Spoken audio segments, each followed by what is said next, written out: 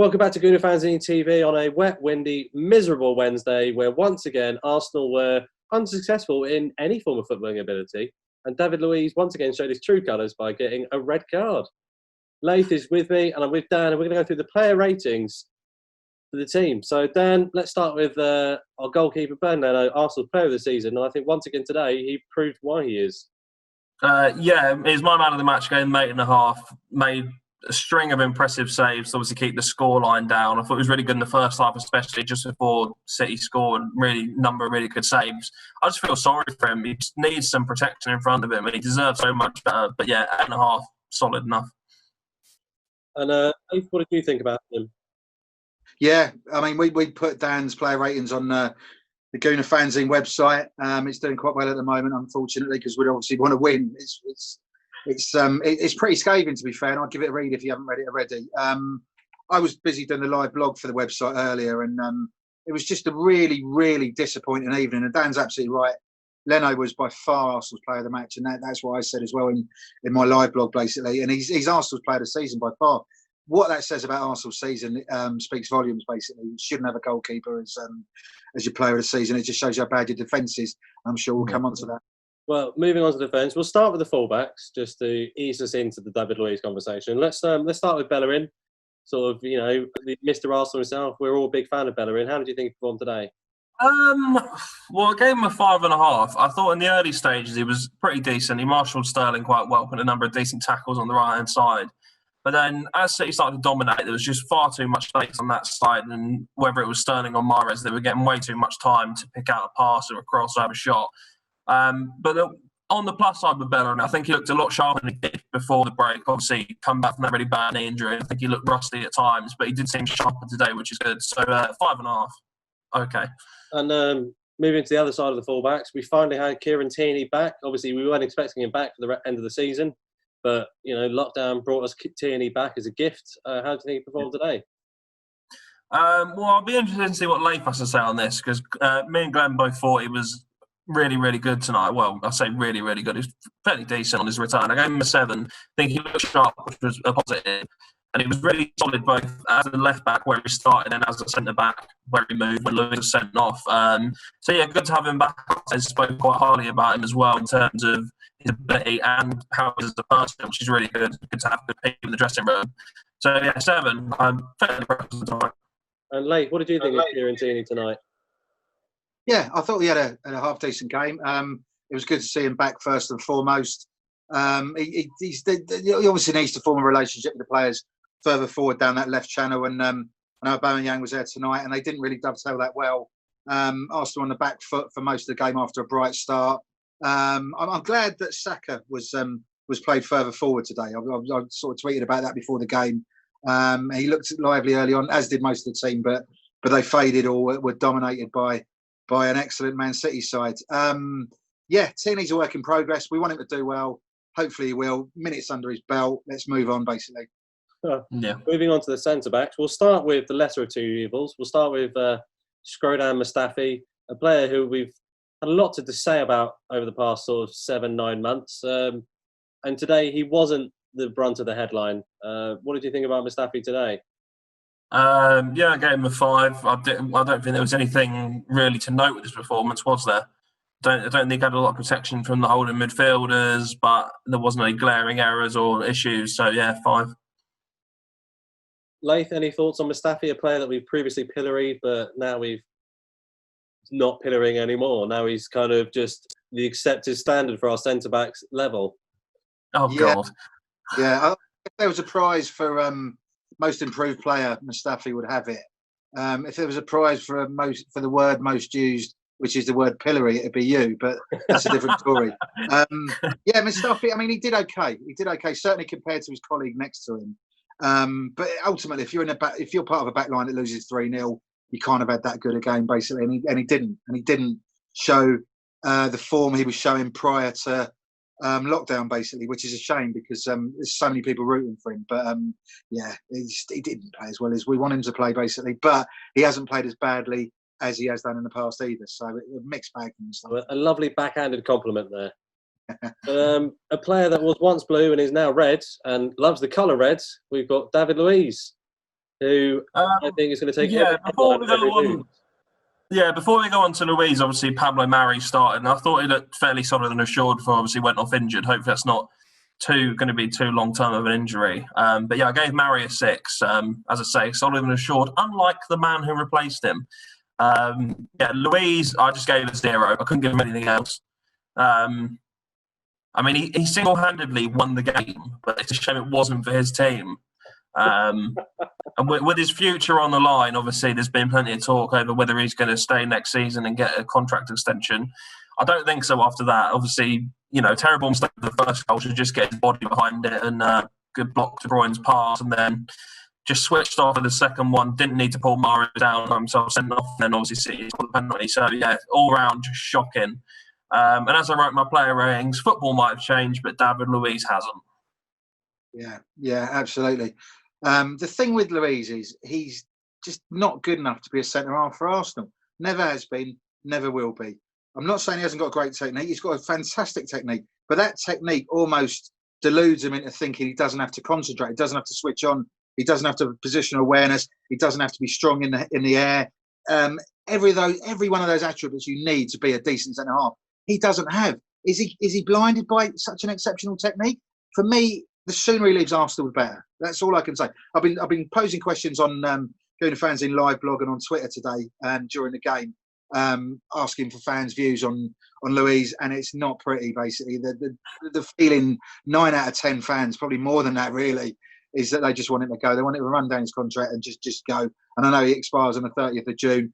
There's, he said on Sky Sports after the game that he wants to stay. Whether Arsenal want him to stay is a different matter. And if you're talking about the 8 million, it wasn't 8 million at all. It was 24 million with all the add-ons. We did a couple of stories on that earlier when the news broke. And 24 million for David Luiz, that's an absolute scandal considering how tight Arsenal are for money. So, yeah, I'm just fed up of former Chelsea players coming to Arsenal and playing even worse than they do for Chelsea. Well, you mentioned what he said on Sky. It's a quite interesting quote. So after the game, he said, "It's not the team's fault. It was my fault." Yeah, that's correct. And then on his future, this was a bit of a bizarre quote. He said, "I took the decision to play. I should have taken another decision in the last 2 months. I didn't." Which is a very bizarre thing to say. Like, if you're unsure about your future, you just shouldn't be included, in my opinion. We've got an influential, experienced centre half who doesn't want to play for the club. It's the same time as last year with Koscielny. I'm fed up with players not wanting to play for Arsenal, and when they do play, playing badly. So, as far as I'm concerned, Luiz can just walk off into the sunset and join Benfica, and we'll never speak of him again. Yes, please. Never speaking of him again. Let's move on to a player who isn't short of discussion. Is Granit Xhaka. He obviously started, got an injury. Dan, how did you start? How did you rate him? I thought it would be very harsh to rate his performance based on 4 minutes and 4 minutes alone, so I didn't give him a rating. But yeah, I think hopefully he's not out for too long because we don't want to be too short in that midfield, that central midfield position with lots of games coming up. So yeah, hopefully it's not going to be out for too long. Dan, just out of interest, I know you, like you say, Xhaka was only on the pitch 4 minutes, so you couldn't rate him. I know you gave a 0 to Luiz. Who was the last Arsenal player you gave a 0 to in your player ratings? Can you remember? Yeah, Granit Xhaka against Crystal Palace. Yeah. Not much has improved in 6 months for him. Well, that was beautifully start play. Well done. Let's move on from Granit Xhaka then. Let's talk about the other defensive midfielder in Mattia Guendouzi. A player described on the Arsenal post-match interview as a greyhound who just runs after the player with no intent or purpose. Yeah, I can see that. I gave him a 3. I mean, I said this in the reaction video. His work rate is commendable. He chases around, works really hard. His positional sense drives me mental. There were times when Ceballos was sat deep trying to protect the back four, and Guendouzi's off next to Willock, and there's just so much space behind him, and that's why City started to dominate the game, because he just wasn't covering the areas he should have been. He just needs to work more on where he needs to be, basically. He's just not good enough, and that's why we got overran. Yeah, completely agree.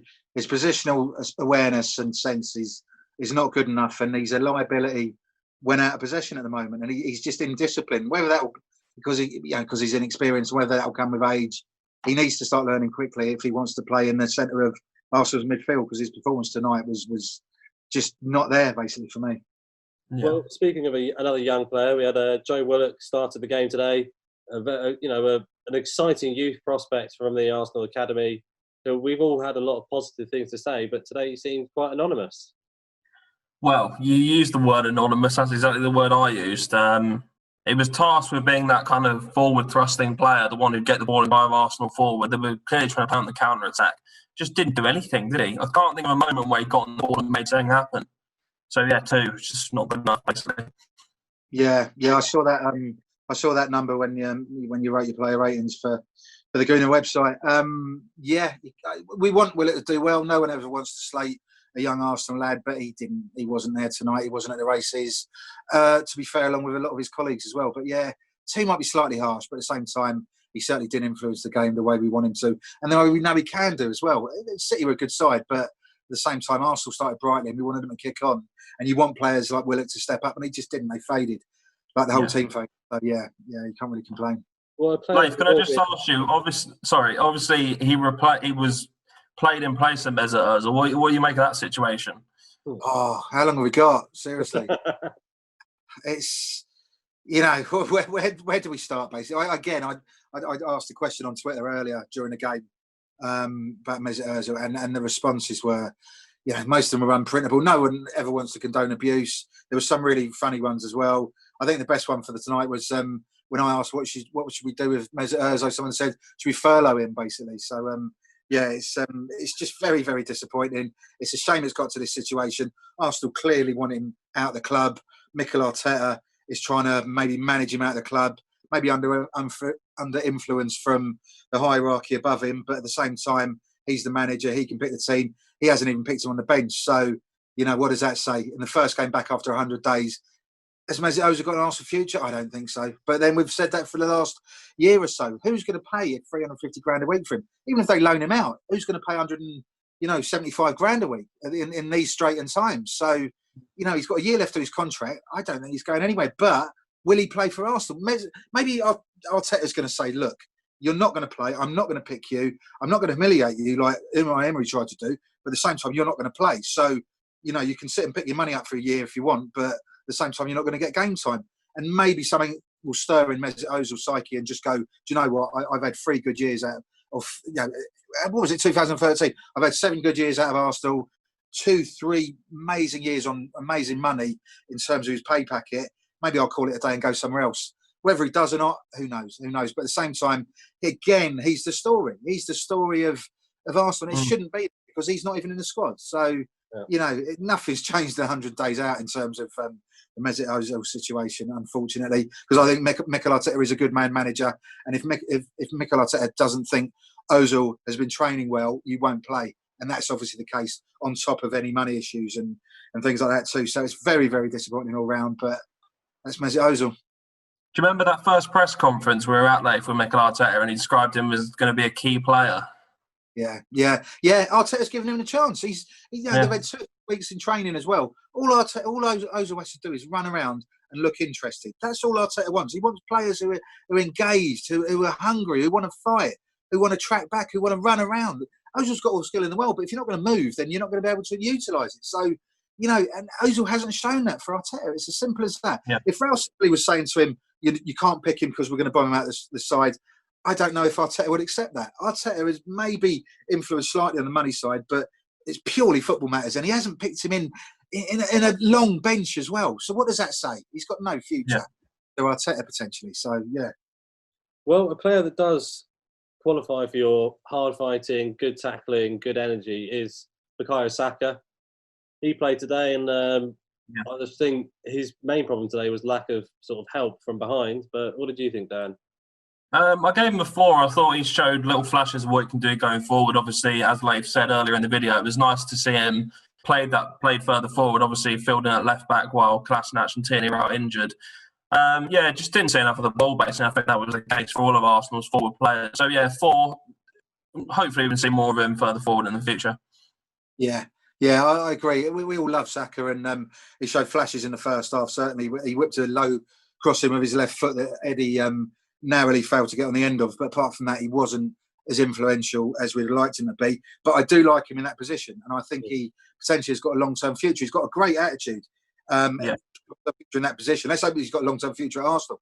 can't we just channel some of that 350 grand a week that Ozil gets into Saka and giving him more than the 3 grand a week he's on at the moment? Because Arsenal need to get their priorities right, and they need to give Saka what he's worth, basically. And if he left because of the lack of money and the money that Arsenal are offering him, that means they've learned nothing in 14 years since Ashley Cole left, basically. And it means the club are in absolute shambles if they let someone like Saka go. Hopefully that's not the case. Hopefully he'll time down to a contract. He's a good Arsenal lad. He's come through the academy. There's no reason for him to leave. But yeah, they need to get that sorted, basically, regardless of his performance tonight, which wasn't as good as it should be. Well said. I think that's the first time in 14 years Layth has uttered the name Ashley Cole. You want to hear what I normally call him off air, mate? Well, another good Arsenal lad that we all love is Eddie. Eddie today, I think he suffered the same problems that Saka did, which is just lack of service, lack of opportunity. I don't think it was for lack of effort. I think he was limited by what he was given. Yeah. I gave him a 5. I thought looked fairly sharp. Made some decent runs in the opening kind of 15-20 minutes when he was trying to get between the 2 centre backs, Garcia and Laporte. But yeah, just didn't get enough service and was isolated basically. Good show of faith from Arteta picking him ahead of Lacazette. Obviously he scored that hat-trick against Charlton in the behind closed doors game. So yeah, good show of faith in him. Hopefully he gets some more game time and keeps competing with Lacazette for that start spot. Yeah, absolutely. I think that the starting 11 is a clue to Arteta's mindset at the moment in terms of how he views the squad. And I'm not sure Lacazette's got a long-term future at Arsenal either. Certainly on his performances this season. Maybe he's been training okay, I don't know. Well, I haven't talked to too many people at the moment, but we will ramp that up. But at the same time, if you're going to be allegedly, sort of imbibing helium from balloons on your birthday, that's not a good look, basically, when you haven't been playing well. Arteta's maybe not impressed by that. Maybe he's not impressed by what he's seen at London Colney. Either way, Eddie's lively enough to get a start. He earned a start. Didn't play that well. But again, it's more experience for him. Arsenal's still in 9th place. I did my maths. We need 1 more point to avoid relegation. So it's not the end of the world. In the future. Has Lacazette got a future at Arsenal? Well, it's down to him to choose, basically. And it doesn't look like he has at the moment. Yeah, it's interesting you mentioned that team selection. I think we are going to see the youngsters getting a lot more minutes in this kind of mad spell of games. It gives them a good chance to get minutes under their belt. Because it pains me to say it, but you look at this situation at the moment and there isn't really too much to play for bar the FA Cup, really. So I think, it probably is the best time to give them that experience that they need. Yeah. Although, as I said in my live blog as well, we are still only 8 points off Champions League place. Yeah, but the game in hand gone now, which is a bit of game has gone, bit of a nightmare, but yeah. I'm firmly in cheek when I said that, though. Well, the character that Layth wrote a very hard-hitting article about, Aubameyang, Willie won't he Aubameyang, Mr. Captain, 1 of 5, the man of the Arsenal discussion, the man that we love to see play but we hate to see leave. He was just non-effective today. It just wasn't there. Yeah, well, as I said earlier, it was the case all the attacking players just didn't get the service, basically. I gave him a 2. How many times did he touch the ball? It must have been single figures. I mean, I think he's on camera twice.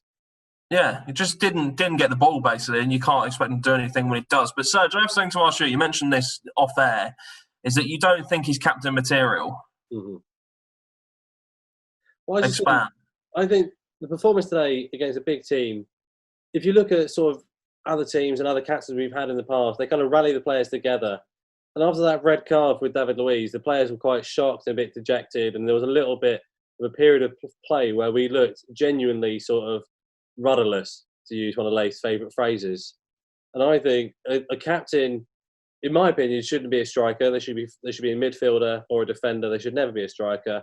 I think a captain needs to sort of galvanise the squad together and make sure to be able to take them, especially considering how many young players we were playing to get today. There's a lot of young players that need an older, experienced player to sort of take them under a wing and go, right, look, lads, it's not going the way we wanted. We need to really push together to make this really work. And I don't think Aubameyang's got that. He's an excellent player. But I think the only reason they've given him this captaincy role is in an attempt to try and keep him and ensnare him in the starring contract. And I don't think that's what you should expect from a player. We just need to have him as an out-and-out striker, not playing on the wing, playing in the middle, doing what he does best and scoring goals, and have a captain further back in the squad who can actually control the younger players around them. Fair enough. They expanded enough? Yeah, I feel like you'd give it back to Xhaka, wouldn't you? No. I would say someone like Bellerin or even Leno. Okay, so from that we've established you give it to a midfielder or a defender, but you'd also give it to the goalkeeper. Why not? Well, Arsenal's now playing from the back, aren't we? Make your mind So up, mate. if we're playing from the back, lead from the back. You can't leave. And in a game like today, as you said, after several players' ratings, they didn't get any of the ball. How can they control the game as a captain when they haven't seen any of the action? Fair enough. And I think that's something you need to really look into. You know, considering if you read Layth's article, which I think was a fantastic read, you know, far better than Arsene Wenger's 50 matches or the road to Copenhagen, is one of Layth's better writes. I think really, really went into the great minutiae and it was a very good read. Can you imagine? All right, we need to imagine this. It's 2006 and Serge becomes Arsenal manager. He goes to the dressing room and he says to Thierry Henry, "You're a striker. You can't be captain, mate. We're not having that." Well, Thierry Henry he's the exclusion that proves the rule. Okay, fair enough. I feel like we've gone off on a bit of a tangent here. Layth, any words to add to my rant there? Yeah, no, I completely agree with what you're saying. I don't agree with the captain being centre forward being captain even. Aubameyang was pretty anonymous tonight. You're right. Thanks for reading my article, by the way. Yeah, I just want Aubameyang to sign a contract and become an Arsenal legend. If he leaves now, the gist of it was basically he'll become an irrelevant footnote like I view Robin Van Persie. I suppose there's a podcast in that just discussing that alone. But the point was Aubameyang can stay and carve out a real legendary status for him at Arsenal over the next 3 or 4 years, and Arteta can build a team around him. If he leaves, then it will just be one of those players who's been here for a good time, not a long time. On the performance tonight, though, you know, you'd have to question how much Arsenal are actually going to offer him because he was anonymous, and also you're absolutely right, he didn't show the leadership qualities required from a strong character when the chips are down. I'm not saying everyone has to roll up their sleeves and be a Tony Adams tub-thumping type anymore, because that simply doesn't happen. But at the same time, the youngsters look to him for guidance and leadership, maybe a bit of tactical advice throughout the game. There wasn't anything, really. So on top of his disappointing play, if we're analysing him as a captain in light of a new contract, then yeah, he just didn't offer as much as we wanted him to. Maybe we're all just a bit too excited about Arsenal returning and thought we could do better at City. Ultimately, City are a really, really good side, although Liverpool are still 19 points ahead of them. Yeah. But at the same time, Arsenal were nowhere near. We were nowhere near in a 3-0 defeat just before Christmas, and we're still nowhere near City in the same 3-0 scoreline 4, 5, 6 months later, wherever it is, basically. So have we progressed? Doesn't feel like it on that evidence tonight. But at the same time, you know, Arteta is 100% the right man for the job. It's just the size of the task in front of him that is slightly worrying. And Aubameyang has to commit to a new deal or leave this summer to clarify matters on that subject. Well said. So today, on the 67th minute, we saw a Premier League rarity. We saw a triple substitution, which is something that I think every football fan loves to see.